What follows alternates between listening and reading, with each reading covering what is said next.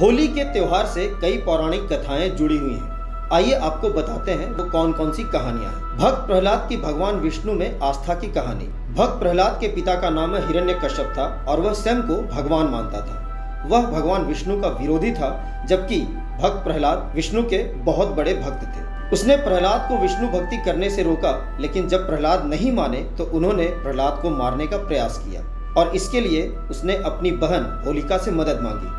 होलिका को भगवान शिव के द्वारा आग में न जलने का वरदान प्राप्त था। होलिका अपनी भाई की सहायता करने के लिए तैयार हो गई।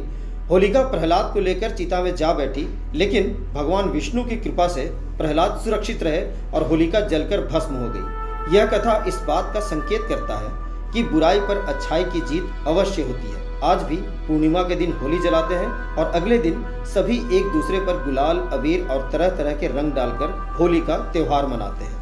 भगवान शिव ने कामदेव को किया था भस्म। होली की एक कहानी कामदेव की भी है।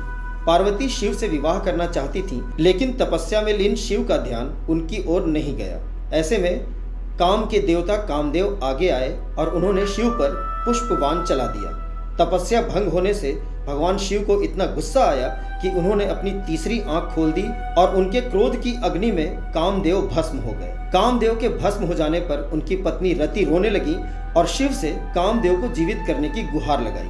अगले दिन तक शिव का क्रोध शांत हो चुका था और उन्होंने कामदेव को पुनर्जीवित किया। कामदेव के भस्म होने के दिन होलिका जलाई थी और उनके जीवित होने की खुशी में रंगों का त्योहार मनाया जाता है। महाभारत से जुड़ी एक कहानी। महाभारत की एक कथा के अनुसार युधिष्ठिर को श्री कृष्ण ने बताया कि एक बार श्री राम के एक पूर्वज रघु के शासन में एक असुर महिला धोधी थी। उसे कोई मार नहीं सकता था, क्योंकि वह एक वरदान के द्वारा संरक्षित थी। उसे गली में खेल रहे बच्चों के अलावा किसी से भी डर नहीं लगता था। एक दिन गुरु वशिष्ठ ने बताया कि उसे मारा जा सकता है यदि बच्चे अपने हाथों में लकड़ी के छोटे छोटे टुकड़े लेकर शहर के बाहरी इलाके के पास चले जाएं और सूखी घास के साथ साथ उनका ढेर लगाकर जला दें। फिर उसके चारों ओर परिक्रमा करें, नृत्य करें, ताली बजाएं और ढोल बजाएं। फिर ऐसा ही किया गया। उस दिन को एक उत्सव के रूप में मनाया गया, जो बुराई पर अच्छाई की जीत का प्रतीक है। भगवान श्री कृष्ण और पूतना की कहानी। होली का कृष्ण से गहरा रिश्ता है। जहां इस त्योहार को राधा कृष्ण के प्रेम के प्रतीक के तौर पर देखा जाता है, वहीं पौराणिक कथा के अनुसार जब कंस को श्री कृष्ण के गोकुल में होने का पता चला तो उसने पूतना नामक राक्षसी को गोकुल में जन्म लेने वाले हर बच्चे को मारने के लिए भेजा। पूतना को स्तनपान के बहाने शिशुओं को विषपान कराना था, लेकिन कृष्ण उसकी सच्चाई को समझ गए और उन्होंने दुग्धपान करते समय ही पूतना का वध कर दिया।